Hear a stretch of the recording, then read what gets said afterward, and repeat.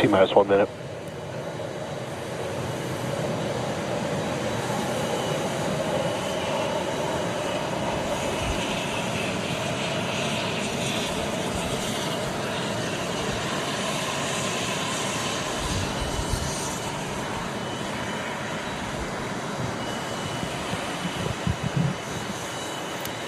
Alright, so we did hit the hold at T-minus 40. Again, this is something that is built into the timeline. Not surprising, as we are doing this first flight off of pad 2. Sounds like we might already be clear. We held for a second just to make sure that the quick disconnect vents were basically ready for their final throwbacks. I think we're about to reset, and the reset is in. Counting down, first flight of Starship V3. Psych, back to rapid recycle. Alright, so hold here for a second. Looks like we're still managing some pressures in the ship quick disconnect. Right now we are holding, looking at some pressures in the quick disconnect, and hold reset. And we're rolling.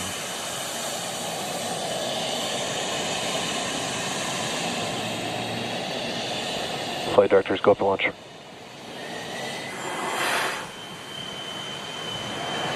Back to rapid recycle, so we're going to hold at T-minus 40 again.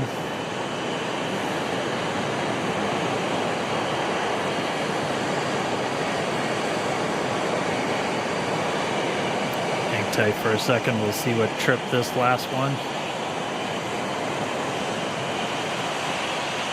As a reminder, we can hang out for quite a few minutes at T-minus 40 if we need the extra time. You're not actively loading propellant onto the vehicle anymore, so the main thing you're kind of keeping an eye on is all of the temperatures inside those propellant tanks. Alright, we're continuing to hang out here at T-minus 40. Team's taking a look right now at our diverter, so that water diverter underneath the system did trip a hold, but that basically just gives the team the chance to look at it, see if it's something that we need to troubleshoot in data or if it's something that we can clear this hold. So continuing to hang tight, T-minus 40 seconds. Starship and Super Heavy fully loaded on the pad. Clock is rolling.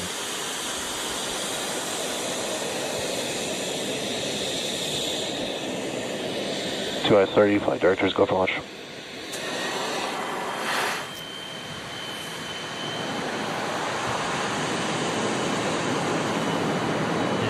Kick back to rapid recycle again. Again, just a reminder, set it before, new pad, new rocket, learning new things about this hardware performing in the flight environment. Taking a look at some of the sensors on the arm that manages the quick disconnect to the ship.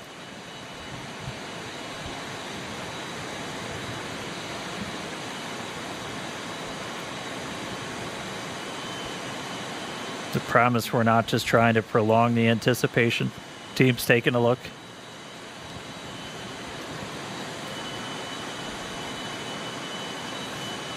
We've got a couple more minutes where we can hang out here. Again, it's not an unlimited time to pause at T-minus 40. We're keeping an eye on the propellant temperatures inside the vehicles. So we've got probably about 3 minutes or so left of hold time.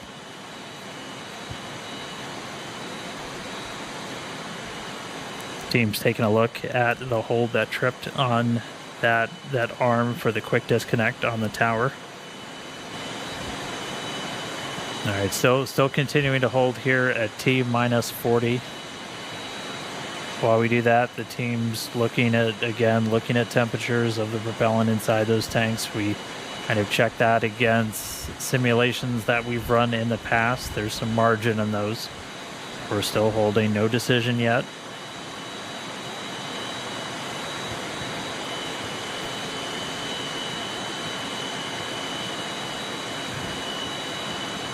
Sounding like we have the fix in place. Hold reset, clock is rolling.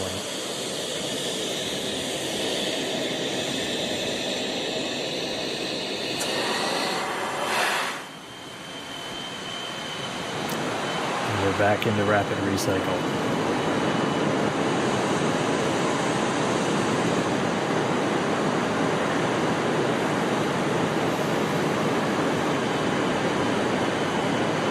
All right, we're back at our T-minus 40 hold. Standing by to see what tripped us this time. All right, it is sounding like we are not going to be able to clear this issue in time today. So we are going to be standing down from a launch. So if you're just now joining us, we got the vehicle totally loaded. We hit a couple of different holds as we worked through that count.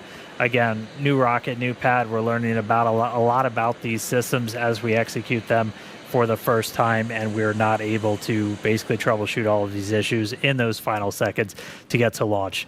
But that essentially makes this a wet dress rehearsal. We were able to fully load the vehicles, and we're going to take the time now, figure out what tripped us up before launch, and then actually get into a flight tomorrow. We do have the ability to essentially rapidly recycle. We are expecting to be able to make another flight attempt tomorrow, but obviously stay tuned to our social media at SpaceX on X and our website, spacex.com, for updates. So no flight today.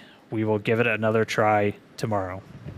And today we're coming to you live from just outside the production floor at Star Factory, where the team's preparing for Starship's 12th test flight.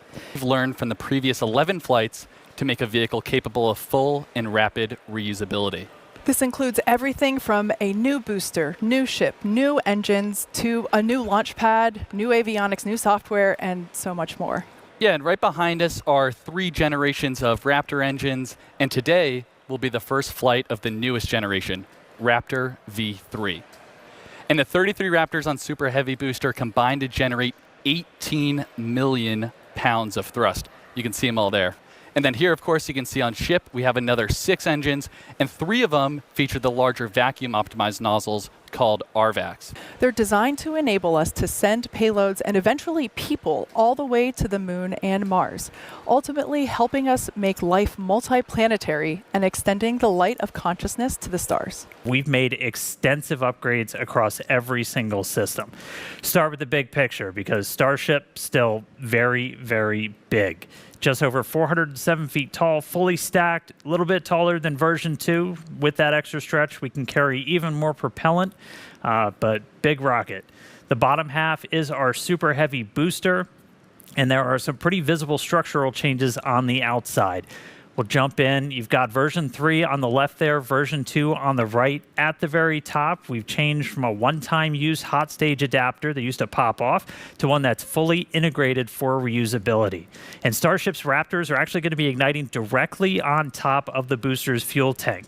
The fuel tank pressure itself, and then a non-structural layer of steel, it's what's protecting the top of that booster when we do hot stage separation. Moving down a little bit, we went from 4 grid fins to 3. We made them 50% bigger and higher strength. Just a reminder, that's what booster is using to kind of steer itself as it's flying back for a catch.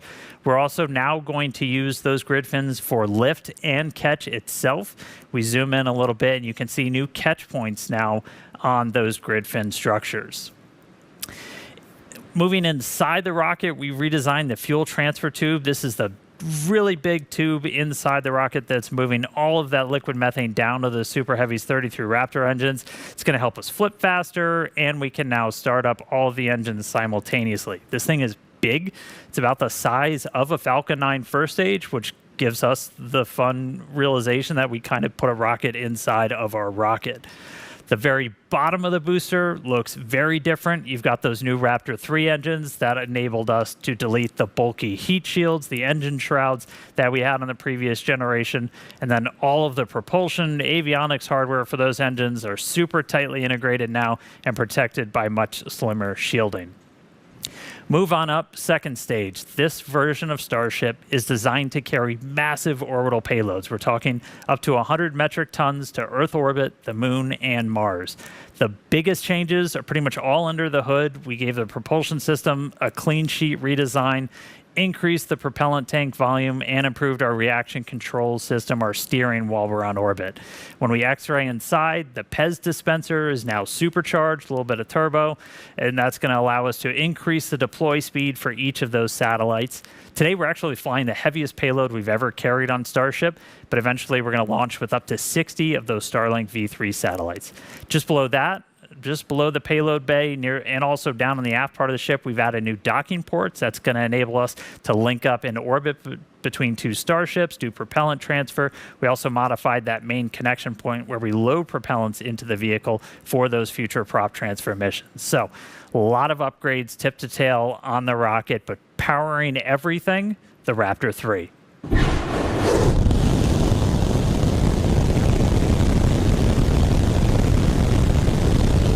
There they are, ripping in real time. These engines manufactured in Hawthorne, California, tested at our site up in McGregor. We redesigned their entire ignition system. We bumped up the thrust, so putting out more force, went from 230 to 250 tons force on those sea-level engines, 258 all the way up to 275 on the vacuum-optimized ones. When you look at all of the generations of Raptor lined up, all of those fiddly bits, the sensors, feed lines, controllers, everything that you were used to seeing around Raptor 1 and 2, a lot of those have either been deleted, best part is no port, or they're internally integrated and protected inside of the engine itself. That'll let us dramatically cut down on the weight of the engine, make it easier to manufacture because we are going to be mass producing these things. Now, we make these Raptors in Hawthorne. There's our Hawthorne manufacturing team getting ready to see their engines fly in space for the very first time. Huge shout out to you guys. You're all wizards. Appreciate you getting us some vehicles on the pad today. But incredible amount of effort. World's best engineering team works here at SpaceX. Get this rocket to that pad ready to launch. And we've been trying to follow more of it and document some of it. And if you haven't seen it, check out our new docu-series, Starship.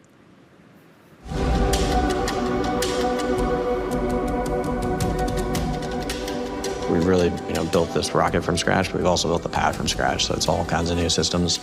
This will be the first time that we bring together the pad and vehicle pieces to make sure that they all work. The static fire vehicle is in pre-pad clear, about to get to our static fire pad cleared op state. We run 60 seconds on ship because you get to see how the vehicle thermals all shake out and just general vehicle performance. That if you can make it through that you're in a reasonable position to go fly.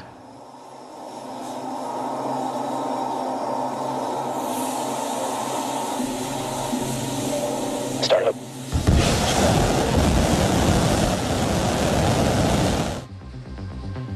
Throttle up.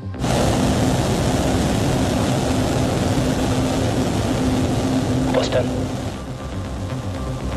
The journey of SpaceX is a journey to give humans access to the solar system and beyond, which is really the goal for Starship. Plus 20. The impact that this rocket is going to have on the world, I don't think most people can really comprehend the change it's going to happen. Plus 30. Started. This is such a wild ride. The highs are high and the lows are low as we really work to get to ultimately launching people, which is going to be amazing. Plus 40. It is not impossible just because it's far beyond what has been done before. We've proved that time and time again. Plus 50.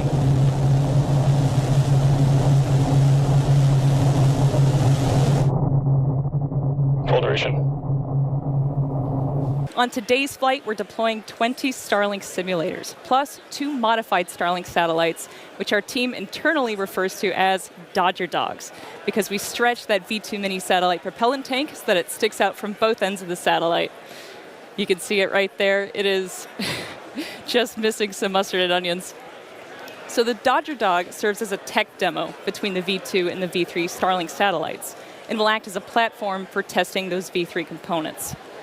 So the larger V3 satellites aim to greatly expand the network's capacity, while V3 hardware is designed to support faster Wi-Fi and improved broadband speeds to customers while providing a significant capacity upgrade from the V2 Mini.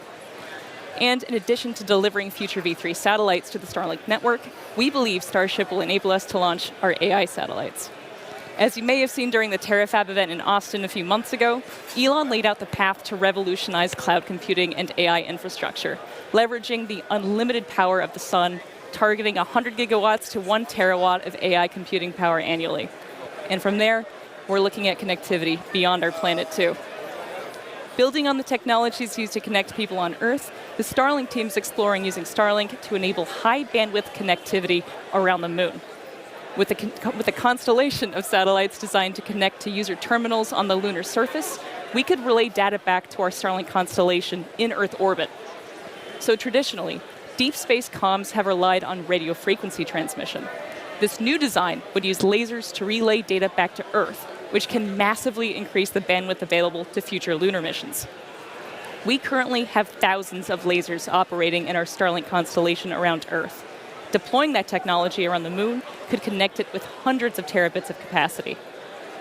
Together, this could provide the connectivity backbone between the Earth and the moon and enable gigabit connectivity anywhere on the lunar surface, providing data for rovers, habitats, and astronauts, and hopefully some incredible views for us back on Earth too.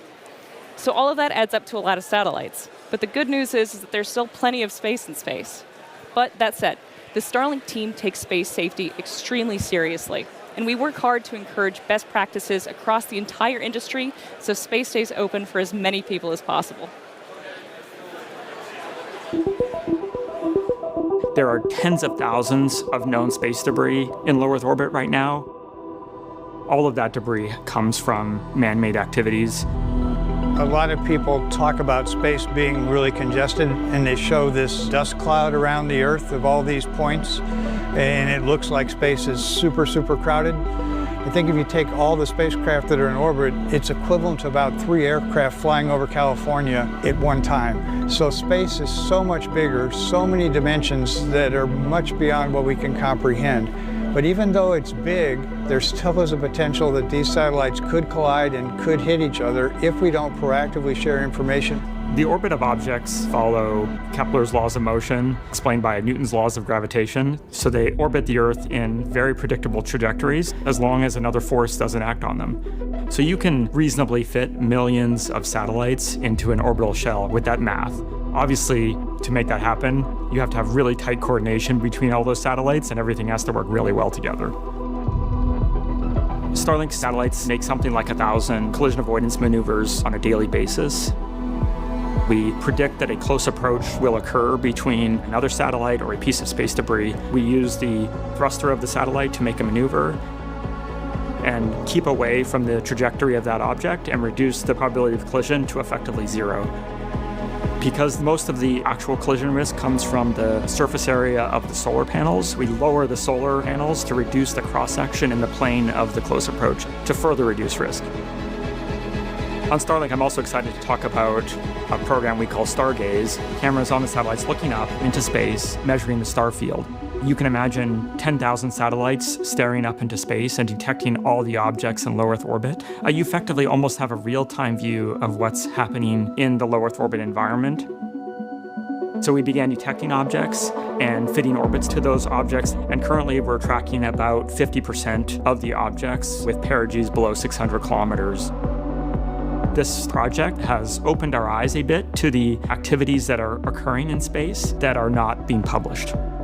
So we have many examples in Starlink satellite footage where an object came within tens of meters of a Starlink satellite, yet this was not predicted. This is extremely concerning because this type of incident could have resulted in a collision. Last year, we flew 165 missions to space. As an industry leader, we would like to create a community where all industry providers share data back and forth. They tell us where their spacecraft are, they track their spacecraft as soon as they're deployed, they make them available to others so we know where everyone is. You know, there's some thought that if I keep my satellite position confidential and I don't share that with anyone, no one will know where my satellite is. Well, I think that's really fictitious. So we at SpaceX, we've taken the opposite approach. We've published all our data, we put all our ephemeris data out, we show where our satellites are, we show where we're maneuvering, and I think we're now showing the industry that there is no competitive advantage by not sharing your data. we're demonstrating to the outside world what good practices are. We as an industry have a tremendous obligation at this time, at this formative state, to actually communicate with each other, share best practices, and be good stewards amongst each other. It'll make us better as an industry. It'll give us an industry of the future that will continue to grow, continue to innovate, and help every company to grow and generate revenue. To maintain safety in low Earth orbit, it's incredibly important that we work together as satellite operators and are very transparent in the activities that we are conducting. I think that an irresponsible satellite operator is one who either doesn't know where their spacecraft is or where it's going to go, or isn't broadcasting that to the world. Space is big, but operators are not always predictable. We want to enable other missions, the Moon and Mars and interplanetary exploration. So ensuring that activities like that can persist for the duration of humanity is incredibly important. Fundamentally, I think the message to operators is to be transparent about what you're doing in space, transparent about where your satellite is and where it's going, and make sure you have the tools to ensure that that information is accurate all the time.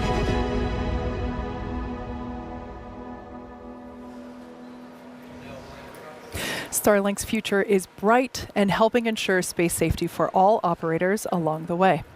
Now let's take a look into the flight profile for today's test. As we've mentioned a few times already, there are numerous redesigns making their debut today across the entire launch vehicle. In light of this, we want to keep our learning focused on all that new hardware and software, so we're running a flight profile similar to our last 2 Starship flights in order to minimize new variables. Yeah, and we'll start with liftoff, where Super Heavy ignites 33 brand new Raptor 3 engines. We power through ascent ahead of hot stage separation. Booster shuts down all but 5 sustainer engines. Stage 2 lights its Raptor engines while still attached to Super Heavy. We get to see stage separation debuting the integrated hot stage. Directional booster flip, engine relight, and boost back using 33 engines.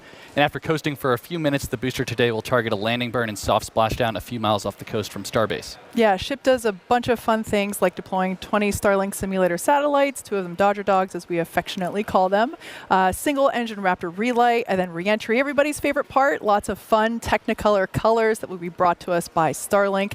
And if all of that goes as planned, we will finish the test with a flip, a landing burn, and a soft splashdown in the Indian Ocean. If you've been following along with these launches, you know we've been sending these suborbital and they splash down in the Indian Ocean. How the heck do we see some of that? Well, we have our recovery team, our Starship recovery team, and one of their primary jobs is to get those re-entry views and a whole lot more. We're going to take them now. We're joining them out in the Indian Ocean. We've got Suren Sinai standing by, taking a moment from the recovery ops. He might be frozen. Let me know if you can hear me, Suren. How's everything looking out there in the ocean? Dan, I can hear you loud and clear. We're sitting in about 8-foot waves, but it's looking like a clear day, ready for a ship to come on through. All right, man. How many of these have you done? And walk us through. What's the recovery team's primary job out there? I've done 6 and now 7 of these missions, and with every mission we've seen it evolve, and but our primary goal has always been to clear the range. So just like we do over in the Gulf, the same kind of happens here. We send 1 to 2 boats out and we make sure there's nothing in the area so that the rocket is clear to land. And then once we can guarantee that and have the rocket leave the pad, then we can proceed to imagery collection. So we have All right, we'll see if we can get him back, but they're out there in the Indian Ocean. I think everyone's familiar. They've got the buoy cams. They've got the drones that are going to be going up, so we're going to be cutting back to them live once they get. They've been doing some practice stuff. We've been able to shoot some of this. So there you can see Suren getting those buoy boats. So they're basically out there. They're deploying these boats in the splashdown zone. If you get a live view from one of these boats, that tells you that we're pretty much nailing our target on that. And then Suren and a couple of our other recovery folks out there are going to be flying drones to hopefully get that imagery of Starship coming back. It's super critical for us to see just how that heat shield performed after reentry, and just having them out there remote, just in the middle of nowhere, plays just a really critical role in just rapid iteration on Starship and its heat shield. So looking forward to hopefully seeing some views from them a little bit later. But for now, let's head back down to Kate and Jake for the latest progress at Cape Canaveral in Florida. Fun fact, I actually hosted the live webcast for our very first launch at Pad 39A, and it was so exciting to see that come back to life. It's also exciting to see how today, almost 10 years later, the ongoing construction and development that will bring a second launch tower to Launch Complex 39A. You can see it ongoing there on your screen. It's designed to expand our capabilities to support Starship launches in the future, while also continuing to support Falcon Heavy missions from the original Apollo Shuttle Falcon launch tower. Yeah, and we're also building a Starship launch pad at Slick 37. And to support the uptick in future launches, there's Gigabay, a giant assembly and maintenance facility designed to prep Starships ahead of Florida launches. And when complete, this huge structure aims to hold 24 work cells in over 800,000 square feet of workspace. That's 24 rockets under one roof. That's absolutely crazy. Could be so many. Yeah. So SpaceX's future in Florida is quickly taking shape with our very first launches on the horizon. Yes, a horizon that aims for regular trips to the moon. Now, staying with the lunar conversation, we're going to head back up to Dan, who has Starship Vice President of Engineering, Bill Riley, our favorite webcast visitor, to talk about the moon. And we're debuting V3 now, and just some of the stuff that's now on this version of Starship is going to directly enable some of that, or it's planned to, correct? That's right. So V3 is exciting because it really introduces it's designed to introduce all these fundamental foundational features that allow us to go out past the Earth. So for example, there's many features, but some that are visible are the docking adapters below the PEZ door that you'll notice on the as-built ship. And then as we look out past V3, there's other configurations of Starship. There is a tanker that takes the propellant to dock with the lander that will land on the moon. And think of the on-orbit propellant transfer as sort of like the gas station in the sky. And then that gas station will be what we call the depot. And then the plan now, and the plan's been, but it's really emphasized now, we're not just going for flags and footprints, we're talking permanent infrastructure on the moon, right? That's right. We have to build up to that capacity. So the first landers will be, a new set of boot prints to kind of start a new generation of explorers. Then we'll build into cargo landers like you see here, maybe bringing down a rover to the surface. Some infrastructure might even be staying inside the landers. And then as we look to an even brighter future, having a permanent presence in a moon base. Yeah, I'm ready for the moon base. I need to go to the moon. That's definitely in my it sounds like a hell of a week-long vacation or one heck of a trip. But and I mean, this is the next step on making life multiplanetary, right? Absolutely. It's literally the next planetary body we need to get to. So. All right. Well, thank you so much, Bill. I'm going to let you jump back in there as we get ready to launch this rocket. Thanks for nerding out on the moon with me for a couple of minutes.